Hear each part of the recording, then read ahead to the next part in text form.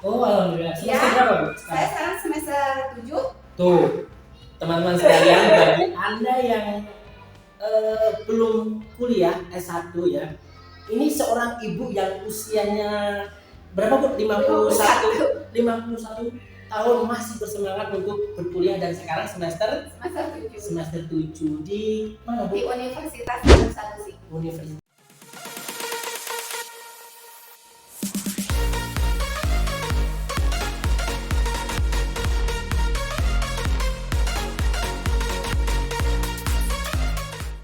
Halo, assalamualaikum warahmatullahi wabarakatuh. Ketemu lagi di channel Mas Guru Isbek. Hari ini kita melakukan podcast yang kedua. Kemarin sebelumnya bersama dengan Bu Ai Rostini, pejuang pendidikan dari SDN Sukamaju. Hari ini kita masih bersama seorang pejuang pendidikan juga, yaitu dengan Ibu Ana. Beliau ngajar di kelas 2 dari SDN Sukamaju. Langsung saja kita kupas tuntas bagaimana kehidupan seorang guru Ibu Ana yang mengajar di SD Sukamaju ini. Assalamualaikum, Ibu. Waalaikumsalam. Ibu sudah mengajar di SD Sukamaju ini kurang lebih berapa tahun, Bu? Saya tuh masuk di sini 2018, berarti kurang lebih 3 tahun. 3 tahun. Baru 3 tahun. Oh ya, tapi sebelumnya ada pepatah itu tak kenal maka tak sayang. Oleh karena itu lebih bagusnya lagi Bu Ana silakan memperkenalkan diri, mungkin dari tanggal lahir, kemudian alamat, keluarga, dan apapun itu yang menyangkut diri pribadi Bu Ana mau diperkenalkan, silakan Ibu. Saya berikan waktu berapa jam ya? 10 jam cukup lah. Cukup, lebih dari cukup. Oke, Ibu silakan Ibu. Bismillahirrahmanirrahim. Assalamualaikum warahmatullahi wabarakatuh. Perkenalkan, nama saya Ana Nurjana. Saya lahir di Bandung 4 Maret 1970. Sudah tua ya saya ya, setengah abad lebih nih. Tapi sebentar, Bu, tadi Ibu bilang setengah abad lebih. Tapi kalau Anda perhatikan coba, wajahnya itu sebenarnya tidak menampilkan sosok yang sudah berumur ya, tapi malah kelihatan ini baby face gitu. Saya dulu pertama kali Ibu datang ke sini tuh saya kira masih kayaknya sepantaran gitu, tapi dengar-dengar dari Ibu kepala langsung, oh enggak itu mah. Ya, Ibu lanjutkan dulu. Ya, terima kasih Pak Erik atas pujiannya. Saya lahir dari keluarga guru sebetulnya Pak Didik. Soalnya dari 9 keluarga ada sebelum saya berarti ada 4 yang sudah menjadi guru, yang sudah menjadi pendidik. Ya. Terus saya dari 9 bersaudara, saya anak ke-7 dan 9 bersaudara. Iya. Oh, berarti sama Bu, saya juga 9 bersaudara. Yang kebetulan saya anak yang ketiga. Oh gitu. Kalau Ibu putra saya anak yang ke-7. Anak ke-7. Jadi saya anak ke-7 dari 9 bersaudara. Kebetulan kakak saya yang menjadi guru 2, adik saya yang sudah menjadi guru 1. Yeah. Oh berarti bukan 4 ya tadi ya, berarti 3 ya tadi ya.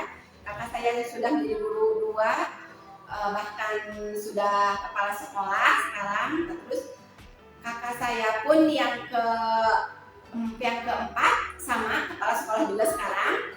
Terus adik saya 1 guru. Nah, sekarang pun saya terjebak menjadi guru. Padahal dulu saya tidak bercita-cita menjadi guru Pak Didi. Begitu. Jadi kebetulan saja mungkin dulu orang tua saya juga kan tamatan SGA. Orang tua ibu saya SGA sekolah guru atas. Oh, atas gitu. dulu. Dulu tuh kalau SPG kan seangkatan saya SPG. Yeah. Ya. Kalau dulu orang tua saya itu SGA sekolah guru atas. Jadi SDA itu setelah SPG? Enggak, setelah SMP. Setelah SMP. Kalau dulu mungkin SPG sekarang waktu zaman saya itu SPG kalau zamannya orang tua. Gitu. Iya.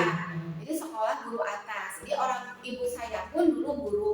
Nah, mungkin karena ibu saya guru jadi anak-anaknya pun kepinginnya menjadi guru, terutama untuk anak-anak yang perempuannya gitu. Nah, tidak bercita-cita menjadi guru. Dulu saya cita-cita saya bukan menjadi guru, yang penting saya ingin bekerja, ingin sukses juga, tapi tidak sebagai guru gitu. Iya, makanya saya waktu disuruh daftar ke SPG, saya masuk aja, testing pun testing seenaknya, tidak berpikir apapun, saya asal isi karena saya berharap tidak keterima. Karena cita-cita saya memang bukan guru gitu. Nah, akhirnya saya tidak keterima nih. Berarti kan cita-cita saya tidak keterima itu tercapai gitu. Saya dengan dalam hati saya senang, tapi orang tua saya kelihatannya memang kecewa gitu ya, kenapa tidak lulus gitu. Nah, akhirnya saya tidak sempat untuk mengikuti masuk SMA negeri lagi karena sudah sudah tutup kan jadwalnya kan, soalnya kan bareng masuk SPG, SMA, SID juga bareng. Berarti saya tidak ada harapan untuk masuk ke SMA negeri, meskipun waktu itu harusnya saya bisa ke SMA negeri gitu kan. Nah, akhirnya saya masuklah ke swasta. Di situ ada SMP-nya, ada SPG-nya. Saya kekeh sama ibu saya suruh masuk ke SPG. Saya nggak mau karena saya kalau niat saya masuk ke SPG, waktu itu testingnya aja betul serius mungkin gitu. Ada harapan mungkin untuk masuk ke sana. Karena saya nggak mau masuk SPG, akhirnya masuk SMA-nya swasta gitu. Nah, dari situlah saya SMA sampai alhamdulillah tamat gitu ya, meskipun ya SMA yang diharapkan ibu saya kan tetap inginnya nanti kuliah untuk menjadi guru lagi gitu kan. Nah, karena saya sudah tidak mau jadi guru itu, karena saya udah dorongnya harus jadi guru gitu kan. Akhirnya saya dari SMA, karena ada kakak saya yang laki-laki, karena saya tahu saya tidak mau guru, akhirnya ditawarin, udah kalau nggak mau testing kuliah ikut aja diklat ke IPTN katanya gitu. Udah nanti dari diklat bisa kerja di IPTN katanya. IPTN itu sekarang PTDI. Ya, sekarang PTDI. Nah, akhirnya saya ikutlah testing di IPTN itu untuk diklat. Tapi mungkin Allah belum mengizinkan saya untuk kerja di PTDI, untuk diklat pun saya gugur di testing keempat. Nah, akhirnya saya sudahlah lepas, daripada saya nganggur, kuliah enggak, akhirnya saya ngelamar kerja. Nah gitu. Saya tidak lama nganggur, hanya 1 bulan langsung kerja dari situ. Jadi kerja dari satu perusahaan ke perusahaan. Pertama kali kerja di perusahaan apa itu? Saya pertama kali kerja di perusahaan perkebunan jamur. Itu adanya di Lembang. Nah, kebetulan saya pegangnya itu administrasinya, sekaligus pegang juga administrasi keuangannya. Itu kasir gitu masuknya gitu. Nah, karena saya kerjanya terlalu jauh di Lembang, akhirnya sambil kerja sambil melamar lagi, akhirnya saya dapat panggilan di farmasi di Cianjuang, namanya PT Tanusu itu farmasi. Nah, di situ saya keterima juga. Saya karena pengalaman saya mungkin kasir, pegang uang, akhirnya saya di situ juga pegang uang lagi. Padahal saya waktu SMA kan jurusannya biologi. Untuk ke perkebunan waktu kerja pertama mungkin nyambungnya karena di perkebunan jamur, tapi pegangnya ternyata uang gitu. Terus sekarang di farmasi juga saya mungkin ada agak nyambung sedikit, ada kimianya mungkin ya, tapi tetap pegangnya saya di uang juga gitu. Nah, dari situ, dari farmasi, karena kelihatannya perusahaannya tambah ke sini, ini kayaknya nggak akan di sini, saya nggak akan lama, soalnya ngelihat maksudnya tuh tidak tidak sesuai gitu dengan saya gitu ya. Nah, akhirnya saya melamar lagi sambil kerja sambil melamar. Jadi saya tidak pernah keluar sebelum saya dapat kerja lagi gitu. Jadi saya nyambung terus, jadi nggak pernah nganggur gitu. Nah, akhirnya saya dapat panggilan dari PT Garmen. Kan jauh sekali kalau dari perkebunan, dari farmasi tiba-tiba ke Garmen. Tapi kan saya berpikirnya saya apapun saya bisa gitu kan. Saya kerja apapun saya bisa. Tapi di Garmen masuk ini pegang keuangan lagi nggak? Tapi enggak. Nah, di Garmen saya kebagiannya menjadi administrasi desain. Iya, nyambung. Pokoknya saya nggak nyambung dari jurusan sekolah saya. Tapinya karena belajar diajarin, akhirnya kan bisa. Gitu. Jadi saya sebentar Bu, di garment itu desainnya bagian apa tuh? Bikin desain apa? Baju atau apa? Bikinnya ada baju rajut, garmennya rajutan termasuknya. Rajutan itu bikinnya dari mulai baju bayi, baju dewasa, blazer yang seperti itu. Tapi mungkin ini ya, desainnya masih manual gambar gitu. Masih menggambar. Tidak pakai tidak pakai laptop. Soalnya waktu zamannya saya itu laptop tuh belum. Oh iya. Belum gitu. Malah iya, kalau kerja pun saya di tesnya ngetik manual itu. Ya, kalau bisa ngetiknya kecepatannya bagus, ya mungkin itu bonusnya. Mungkin karena saya juga waktu SMA juga kursus ngetik juga, saya sambil kursus ngetik. Jadinya mungkin keterima. Ya mungkin itu udah takdirnya saya harus kerja, mungkin jadi dimudahkan kerja pun gitu. Nah, waktu kerja di garment, saya ditempatkan sebagai administrasi desain. Nah, di situ saya bekerjanya dengan desainer kan. Jadi desainer menggambar baju. Nah, terus di baju itu nanti cara bikinnya seperti apa, saya yang menulis. Terus kalau membuat baju ini, misalkan membuat baju bayi ini misalkan harus menggunakan jarumnya itu berapa jarum? Kan kalau rajut itu ada gate, jarumnya itu namanya gate. Kalau gate itu yang satu gate itu ukuran jarum paling kecil, ada 5 gate. Jadi termasuk gimana kerapatannya. Oh, itu berpengaruh dengan jarumnya. Iya, berpengaruh dengan jarumnya. Jadi saya tuh menuliskan itu harus pakai jarumnya berapa, harus pakai ininya berapa. Iya, tapi alhamdulillah saya bisa gitu. Saya bisa soalnya kan saya berpikirnya nggak ada yang nggak bisa gitu ya. Gitu. Kalau saya mah gitu. Soalnya orang tua saya mengajarkan jangan berfokus kalau di situ aja gitu.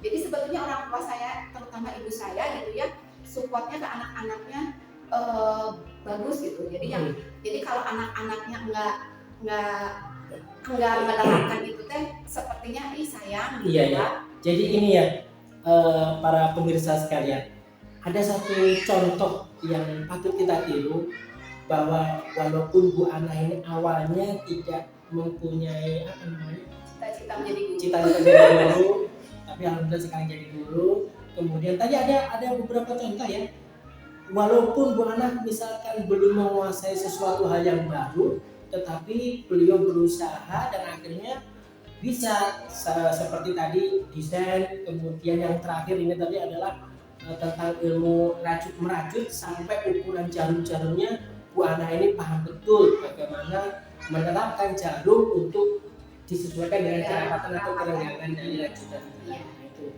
Pokoknya hal yang baru itu patut dicoba, dan mungkin ini ya salah satu semboyan itu apapun harus bisa. Jadi jangan sampai berkata tidak bisa. Ya, itu dia harus dicoba. Seperti sekarang kan saya menjadi guru pun saya tidak terpikirkan kan? Iya. Saya menjadi guru tidak terpikirkan karena saya emang dulu cita-citanya nggak mau jadi guru gitu. Apakah saya mampu jadi guru gitu kan? Nah, karena saya pikir ya sudahlah kakak, saya coba nih. Saya coba, kalau saya bisa, saya lancar, insya Allah saya terus gitu kan. Tapi sebentar Bu, ini saya juga sempat pertama ibu kesini itu dalam hati saya juga bertanya-tanya, maaf nih, kan dari segi usia istilahnya kan sudah berumur ya. Padahal kan biasanya orang ketika mendaftarkan jadi guru pasti mereka berkeinginan nantinya untuk menjadi PNS, pegawai negeri sipil. Nah, apa ini yang mendorong ibu, yang motivasi ibu sehingga mau menjadi guru, walaupun mungkin harapan menjadi PNS mungkin sudah tidak bisa diharapkan. Nah, itu apa yang motivasi ibu? Nah, gini, motivasi saya menjadi guru itu gini.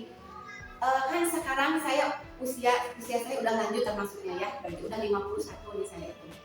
Nih, kan saya mengisi hari-hari tua saya itu anak-anak saya sudah besar. Berarti saya di rumah hanya diam saja gitu ya. Nah, berarti saya tidak mau berdiam diri di rumah hanya berpangku tangan mengurus dapur, mengurus gitu ya. Kasur ya? Kasur mah ya harus satu kasur gitu, di dapur sumur kasur kan. Nah, berarti kegiatan saya cuma segitu aja. Nah, akhirnya untuk mengisi waktu saya, dan saya pun tidak mau otak saya diam gitu kan. Soalnya yang saya rasakan saya kerja dulu, otaknya berkembang. Sampai berita-berita di luar pun tahu meskipun tidak baca koran. Iya. Nah, tapi ada masuk gitu berita tuh. Beda dengan di rumah. Di rumah itu meskipun saya baca koran, baca apa, tapi tetap sepertinya tuh ketinggalan zaman gitu. Nggak apa-apa tuh, nggak ada yang update tuh tidak seupdate kalau kerja. Kalau kerja banyak ini banyak itu masukan gitu. Nah sekarang pun saya berpikir kalau saya diam di rumah dan kebetulan ada kesempatan jadi guru, kenapa tidak gitu.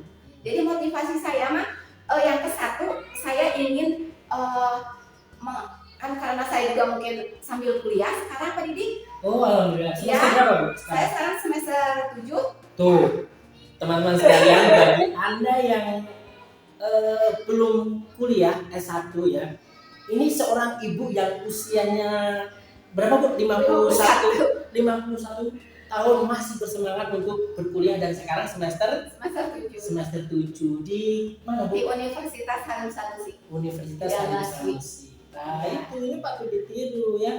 Iya. Nah, jadi saya kuliah itu untuk mengisi waktu saya. Padahal dulu juga saya ditawarin kuliah, udah nggak mau karena saya sudah tidak mau berpikir tadinya Kak Didi.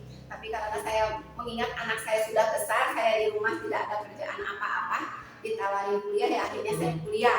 Nih, sambil kuliah saya ditawarin guru, alhamdulillah akhirnya saya mengajar gitu.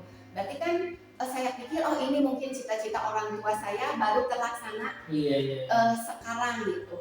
Emang saya harusnya ditakdirkan menjadi guru mungkin Pak Didi ya, karena kan orang tua ibu saya itu menginginkan saya menjadi guru. Nah ini sebentar Bu, siapa tahu sebentar. Orang tua ibu menginginkan ibu menjadi seorang guru. Ini hampir sama dengan saya Bu. Dulu itu saya sama sekali tidak punya cita-cita untuk menjadi guru. Tapi suatu ketika ibu saya itu pernah bilang ke saya, kamu nanti kuliah, sekolah ambil D2 keguruan. Nanti seperti teman ibu tuh jadi guru. Padahal waktu itu saya apa ya? Dalam hati itu setengah nggak percaya. Boro-boro kuliah. Keadaan di rumah itu ya termasuk minim lah untuk mempunyai harapan untuk kuliah. Tapi alhamdulillah ternyata mungkin itu salah satu doa ibu ya. Seorang ibu itu alhamdulillah tercapai juga, saya akhirnya menjadi seorang guru. Iya. Dan sebetulnya Pak Didi, keluarga saya juga bukan keluarga berada gitu. Jadi kakak-kakak saya kuliah tuh dengan hasil apa ya? Dengan setelah menikah baru kuliah gitu. Jadi sebetulnya kuliah itu telat-telat. Soalnya langsung kerja. Kebanyakan SMA itu. Nah, tapi karena motivasi dari orang tua yang kuat dan mungkin doa orang tua juga gitu kan. Jadi bisa menjadi yang diinginkan ibu saya gitu. Ibu saya mungkin anak-anaknya ingin menjadi guru karena ibu saya menjadi guru tidak lama. Karena sama ayah saya sudahlah daripada jadi guru gajinya kecil. Nah ini. Nah, guru dulu kan gajinya kecil sudah digaji aja sama saya, kata ayah saya.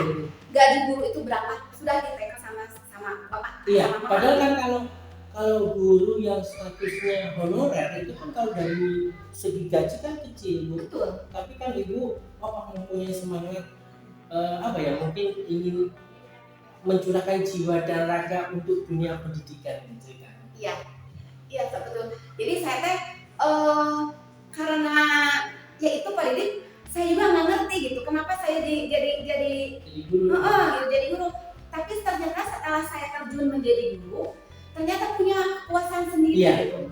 Saya senang melihat anak-anak gitu. Emang saya suka anak-anak Pak Didi. Keponakan saya tuh aktifnya sama saya. Sebelum saya jadi guru. Makanya pas saya jadi guru, ternyata senang melihat anak-anak tuh karakternya kan beda-beda. Ada yang begini, ada yang begini terus. Nah terus cara mengajarkan juga kan saya ternyata anak tuh tidak sama ya. Ada yang cepat, ada yang tidak. Berarti kan itu tantangan buat saya. Kalau ibu pertama ngajar di sini diposisikan di kelas berapa? Saya diposisikan kelas 2 langsung. Kelas 2 langsung. Iya. Nah kalau kelas 2 itu pengalaman yang paling menarik atau bikin ibu ada sesuatu, misalkan nih saya juga pernah posisi di ngajar di kelas 2, ada anak yang misalkan Pak pengen pipis, padahal ini perempuan. Saya kan, aduh gimana ini. Nah, adakah hal-hal unik yang bisa ibu ceritakan ketika ngajar di kelas 2 itu? Kalau yang saya rasakan pertama saya pertama masuk gitu ya, melihat anak-anak kan karena mungkin saya belum belum terbiasa masih melihat-lihat gitu ya. Nah tapi kan yang saya aneh tuh kenapa murid-murid saya tuh melihat saya tuh seperti gimana gitu Pak Didik. Jadi fokusnya tuh kan harusnya kan saya itu diinduksi sama Bu Sofi ya. Kan jadi kan seharusnya kalau Bu Sofi sedang menerangkan tuh saya juga menjadi murid kan, berarti kan saya memperhatikan gimana sih caranya guru itu. Nah, malah fokus anak-anak itu bukan ke Bu Sofi gitu. Anak-anaknya lihat ke saya gitu ya. Kok ini katanya Bu Guru gitu ya, tapi kok duduk di situ gitu ya. Nah, mungkin itu. Jadi saya tuh kadang-kadang pengen ketawa juga di situ. Nah, karena melihat itu akhirnya saya pindah ke depan lah gitu ya, supaya anak-anaknya fokusnya ke guru gitu ya.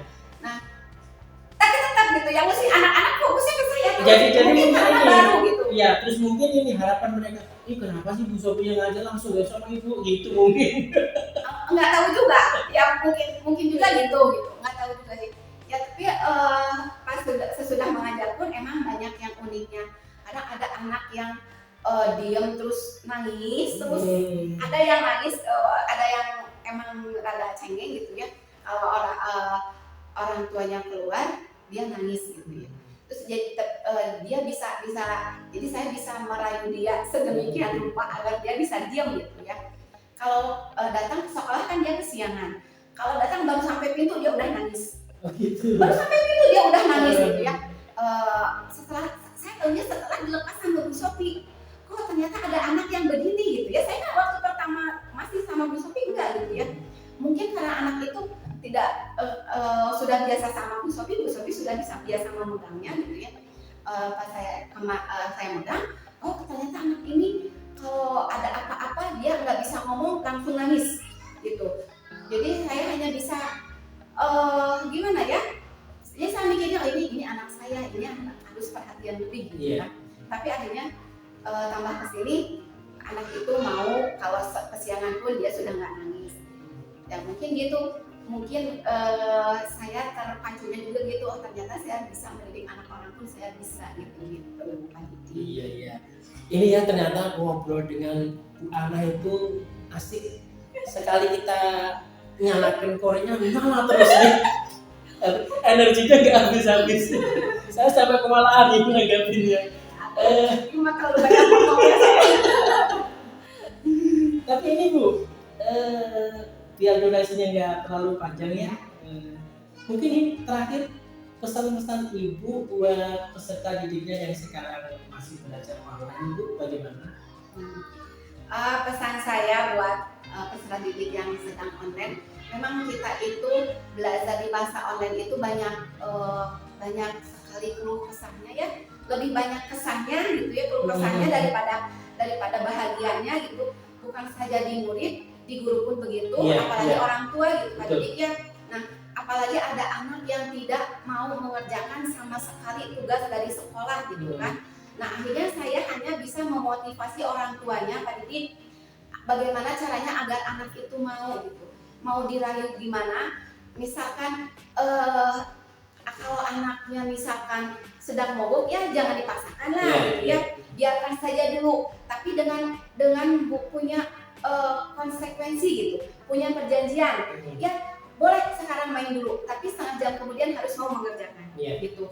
Jadi pesan saya terutama untuk orang tuanya sih, untuk anaknya kan anak kadang-kadang pesan buat anak yang pegang HP-nya pun orang tuanya gitu, apalagi kelas 2 gitu kan. Jadi kalau kelas 2 kebanyakan orang tua yang memegang. Jadi saya yang berpesan kepada orang tuanya harus sabar, harus mau sabar gitu. Dan soalnya saya merasakan ibu di rumah pun orang tua kan pegangnya tidak satu.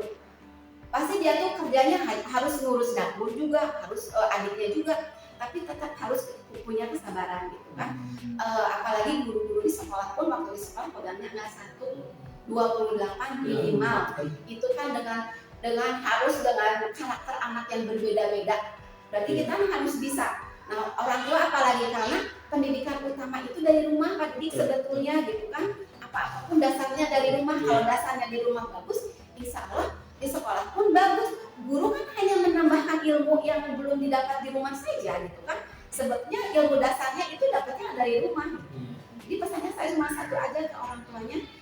Saya berharap banyak-banyak bersabar untuk mendidik anaknya. Insya Allah dan guru pun tetap memicu anak kan, soalnya guru pun berkomunikasi dengan anak untuk menyemangati anak pun ada. Iya, mudah-mudahan ya Bu ya, Iya. pandemi ini segera berakhir, kita berjalan normal kembali, bisa belajar bersama anak-anak di ruangan ini. Perlu Bapak Ibu ketahui, setting kita ini berada di ruang kelas. Jadi ya mohon maaf kalau misalkan di luar sana masih ada suara-suara berisik, karena kita belum punya tempat khusus untuk acara seperti ini. Terima kasih Ibu sudah mau diundang di Mas Guru Ispek ini. Sama-sama. Dan maaf ini nggak ada suguhannya. Biarin nggak apa-apa. Yang penting kita sudah bertukar pikiran, minimal bisa ngobrol. Iya. Nah, barangkali nih bagi Anda yang pengen endorse, pengen memberikan minuman buat para tamu dan kita ditunggu. Baiklah, terima kasih Ibu sekali lagi, terima kasih sudah datang ke acara ini, dan semoga dari sedikit cerita tadi bisa memberikan inspirasi kepada kita semua ya. Dan kita selalu berharap berdoa yang tadi itu, semoga pandemi ini segera berakhir. Terima kasih sudah menyaksikan video ini. Jangan lupa selalu dukung channel ini dengan cara klik tombol subscribe. Nyalakan juga notifikasinya biar tidak tertinggal video berikutnya. Wassalamualaikum warahmatullahi wabarakatuh. Dadah.